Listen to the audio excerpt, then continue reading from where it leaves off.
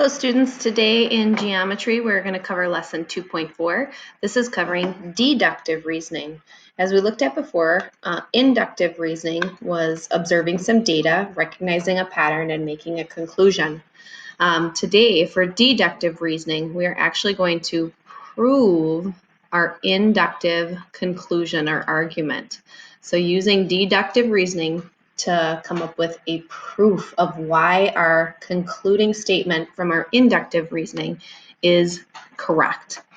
And then we're going to continue using inductive reasoning to find those patterns. All right, so first we're going to do a quick review.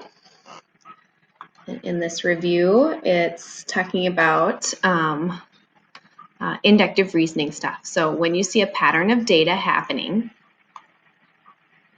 and you make a conjecture or conclusion about that pattern, you have used inductive reasoning.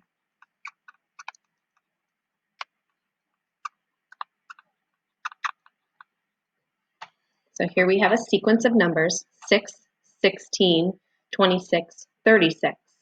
We want to find the pattern that's happening and make a concluding statement about that pattern.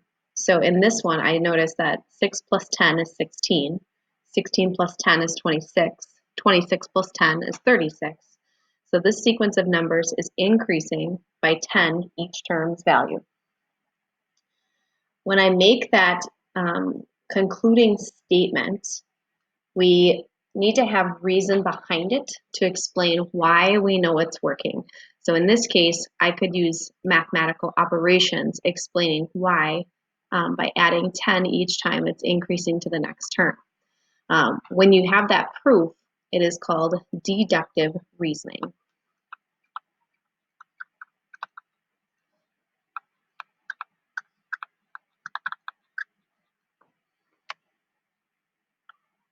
And so down here, I can use my knowledge of math to explain why it is increasing by 10.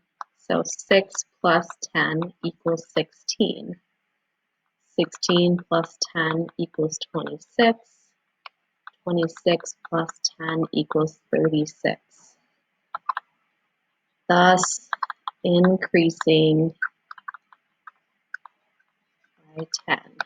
Oops, not 110, just 10.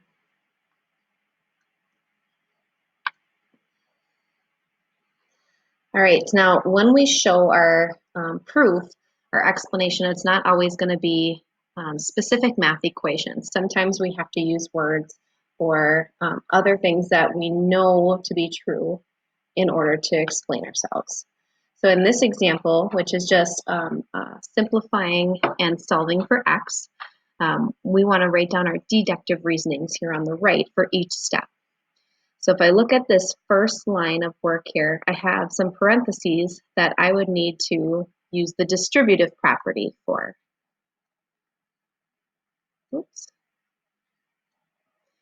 And so in order to complete to the next step, we would have to, we could explain it using the distributive property. 3 times 2x is 6x. 3 times 1 is 3.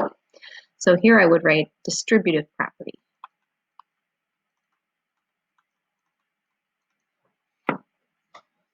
For the next step, I've noticed that all of the like terms were combined to create a smaller simplified equation. So this would be combining like terms.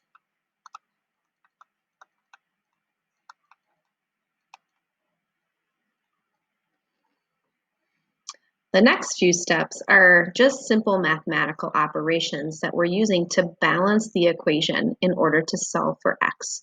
So here you can see we had adding 12 on this side. So to completely balance it, to remove that, we subtracted 12 from both sides. Same thing here with the negative 5x. We added 5x to both sides to keep it balanced. So in these cases right here, this is just the balancing method.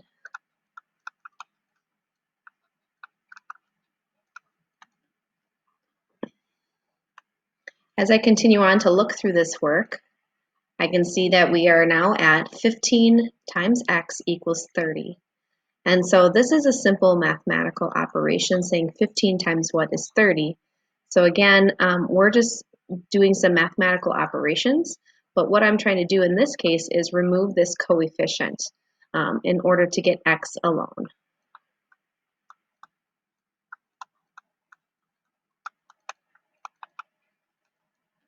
And then here at the end, this would be our solution. So deductive reasoning can be just some mathematical expressions. It could be some reasoning behind it, but it has to be true facts and statements that you have to support your inductive argument. All right, example B. It says on this figure, mark that segment EF, which is right here, is congruent to segment GH, which is right here. And so when we do those congruent markings, remember those are going to be hash marks that are the same on each piece. All right, then it says segment EG, which is actually a longer portion right here, is made up of the EF portion and the FG portion. So that's kind of like that segment addition that we did a few lessons back, where we have parts of a segment that add up to a whole. All right, now segment FH, right here to here, is made up of F to G. Well, those two were similar right here. They both had those in common, and GH. And if we look back on step 1, we had said that EF and GH were the same size. So here we have two smaller pieces that are the same, a common overlapping piece that's the same. And so if we want to compare EG and FH, what could we say about those pieces? So because they have the same length for EF and GH,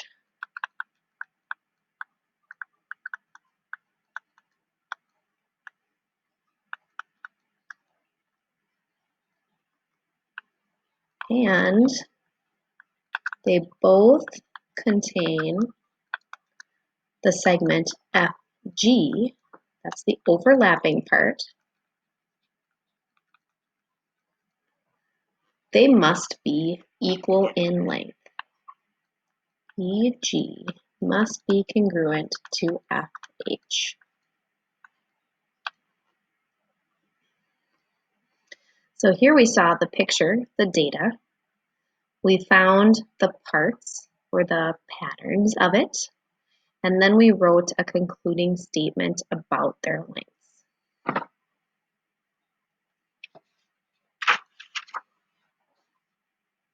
All right, now we have to use our logical reasoning skills in order to prove that this is always going to be true. So this is where our deductive argument comes into place.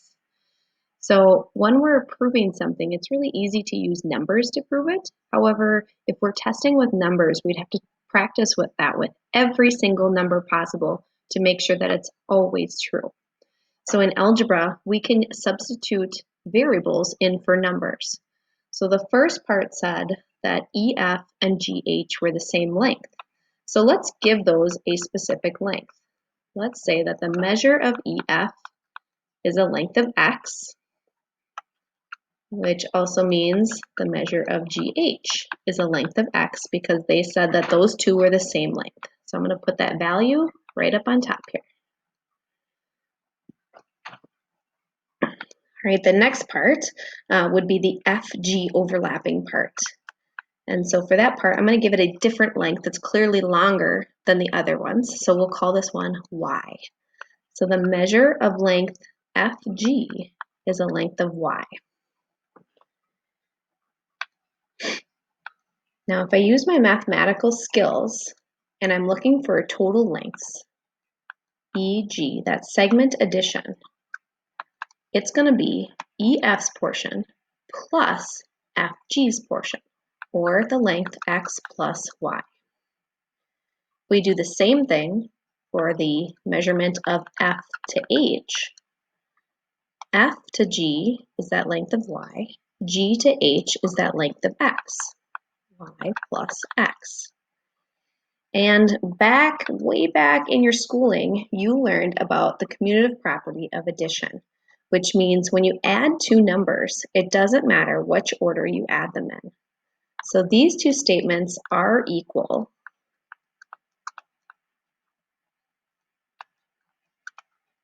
by the commutative property of addition.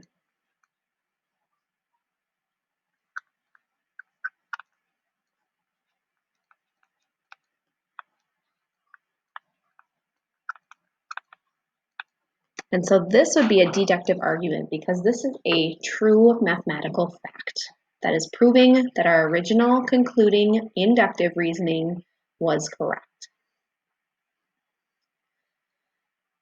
Okay, now it's not always easy to prove something is true. So here's a few questions that you can ask yourself to help you think through writing a proof. There's many different ways to write it, and so it's just up to you on how you work through your process, but you have to have proof. So the first thing is, do you believe that your conjecture or your concluding statement is true? Why do you think it is true? So giving some reasoning.